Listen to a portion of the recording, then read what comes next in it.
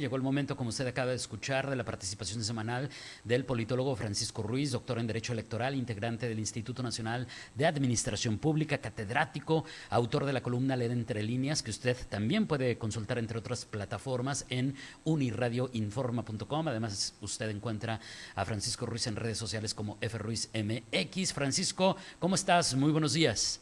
Muy buenos días, Navid, con el gusto de saludarte como cada martes, así como tu amable audiencia y a sus órdenes.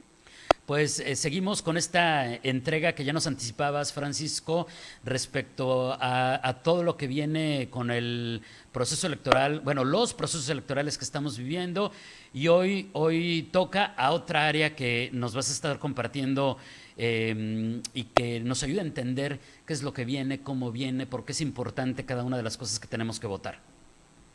Totalmente, David, bueno, esa es precisamente la intención de las entregas que se van a estar realizando, bueno, que ya iniciamos desde la semana pasada con Si yo fuera diputado.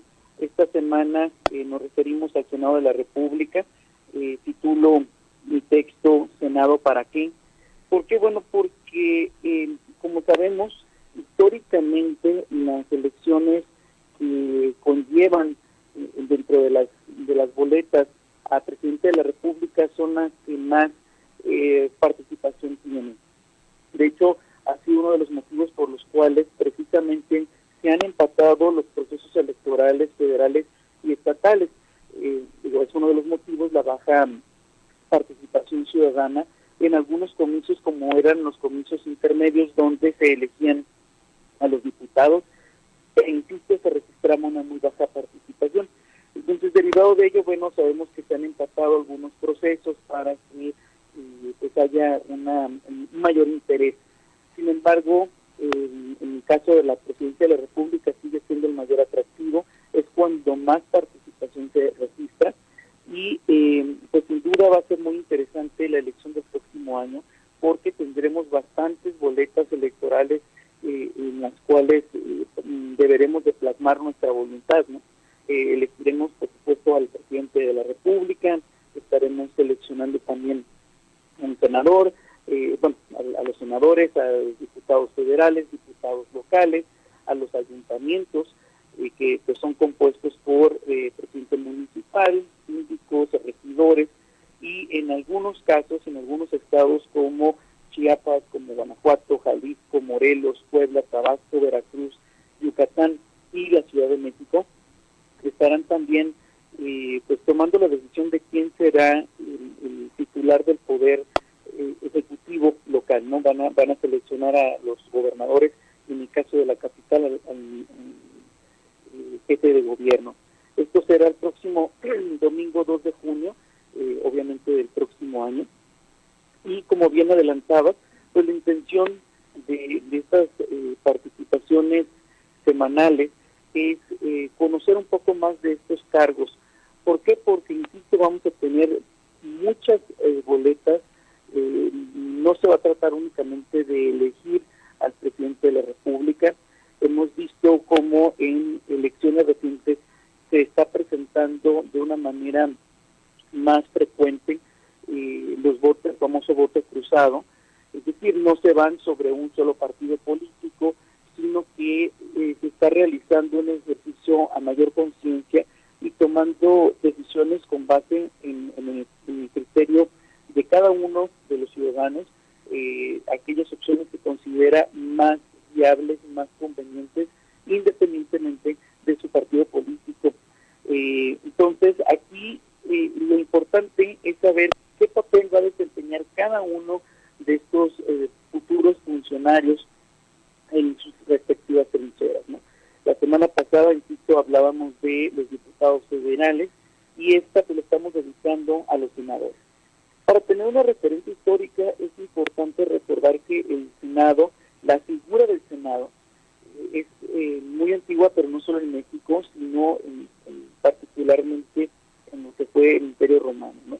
Esta fue una figura emblemática para los romanos, para quienes dominaban el latín, desde prácticamente 800 años antes de Cristo, ¿no? Desde el siglo VIII hasta el siglo VI de nuestra era, y pues, jugó diferentes roles dependiendo de la forma de gobierno que se instauraba en aquel momento. Primero un imperio, una monarquía, luego vemos una república, el alto imperio, el bajo imperio, y bueno, en algo que, aunque se fueron dando algunas variaciones, en algo que siempre coincidieron, a pesar de los cambios en las diferentes formas de gobierno, pues es que el Senado tenía funciones consultivas, daba la opinión con respecto a las decisiones que estaban tomando los gobernantes en su momento. Era una figura muy importante dentro del sistema de gobierno de los romanos, y también supervisaban algunos aspectos en particular, ¿no?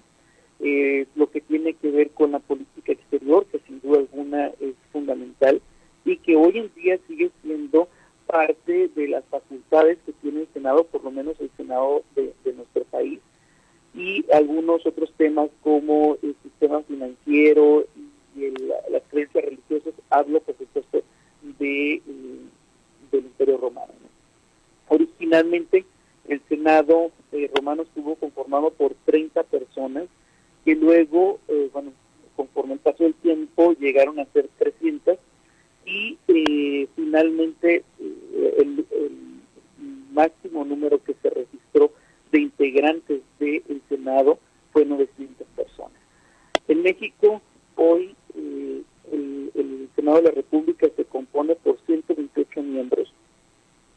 Estos 128 miembros pues van a integrar una de las dos cámaras que conforman el Poder Legislativo, es decir, el Congreso General. Recordemos que con base en el artículo 50 constitucional, el Congreso General se va a dividir en la Cámara de Diputados, lo mencionábamos la semana pasada, 500 diputados federales, y el Senado de la República, que también es conocido como Cámara de Senadores o como la Cámara Alta, ¿no? De estos 128 miembros, 64 van a ser elegidos directamente en las urnas, 32 son elegidos por el principio de representación proporcional, los denominados plurinominales, y 32 más van a ser elegidos por primera minoría. ¿Qué es una primera minoría? Bueno, el artículo 56 constitucional nos dice que la primera minoría van a ser aquellos senadores que encabecen la lista del partido político que por sí mismo haya ocupado el segundo lugar en número de votos en la entidad de que se trate, es decir, el mejor perdedor, ¿no? Este sistema de mejor perdedor. Son 64 elegidos directamente, 64 plurinominales y 64 que son los mejores perdedores. Los senadores, a diferencia de los diputados federales que representan directamente al pueblo mexicano, los senadores van a ser ciudadanos que representen a las 32 entidades federativas que componen, por supuesto, nuestro país. Van a participar en la elaboración, aprobación, en la reforma y en la eliminación de distintas normas jurídicas, entre ellas, por supuesto, las leyes federales, ¿no? Estos legisladores van a ser elegidos al igual que el presidente de la República cada 6 años. Tienen un suplente, y para ocupar una curul tienen que cumplir con los mismos requisitos que ya mencionamos la semana pasada, que para elegir a los diputados federales, salvo una modificación que la edad, ¿no? En el caso de los diputados federales requieren de 18 años mínimo, en el caso de los senadores se pide 25 años.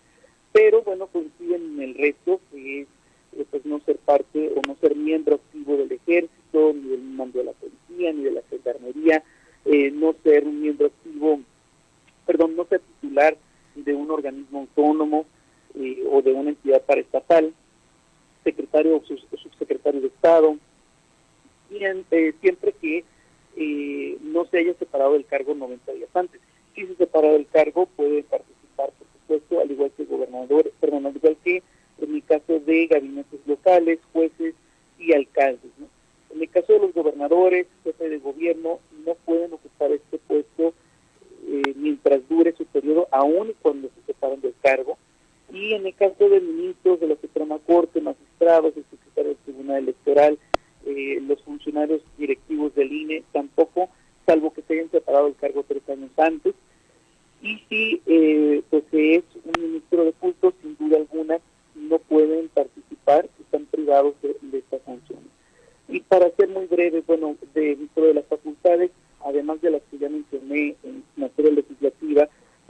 creemos que los senadores particularmente tienen la capacidad de analizar la política exterior, ratificar los tratados internacionales que celebra el presidente, ratificar el nombramiento de algunos secretarios de Estado, embajadores, cónsules generales, los titulares de las distintas comisiones especializadas, autoriza la salida de tropas y el ingreso y paso de tropas extranjeras en territorio nacional, aprueba el informe anual de la Guardia Nacional, también tiene en sus facultades aprobar la Estrategia Nacional de Seguridad y nombrar al Fiscal General de la República, ¿no?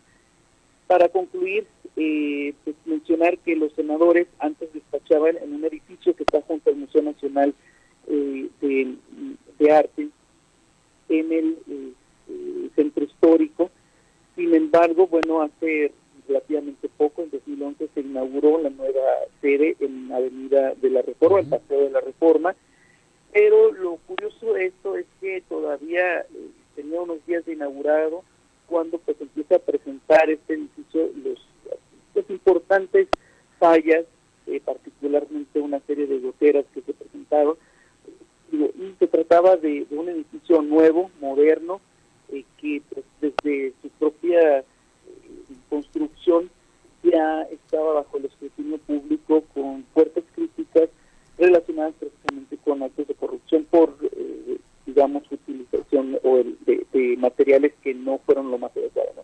Sin embargo, sigue funcionando, ahí sesionan, curiosamente, a pesar de ser muchos menos legisladores que en la Cámara de Diputados, tienen unas instalaciones bastante onerosas, y lo más importante de mi participación esta semana es recordarle a los ciudadanos cuán vital para las decisiones públicas de nuestro país es su participación el próximo año, una participación a conciencia, informada, donde pues nos preguntamos un Senado para qué y sobre todo qué haría usted si fuera senador.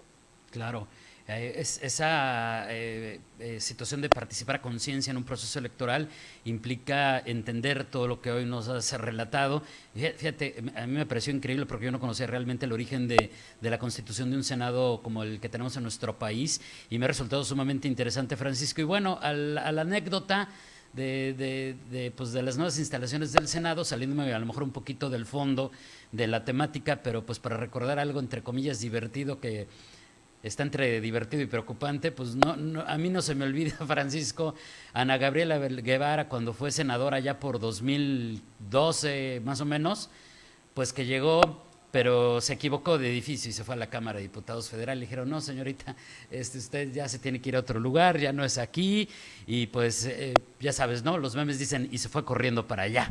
Ni modo. Oye, Francisco, qué interesante todo lo que nos explicaste el día de hoy.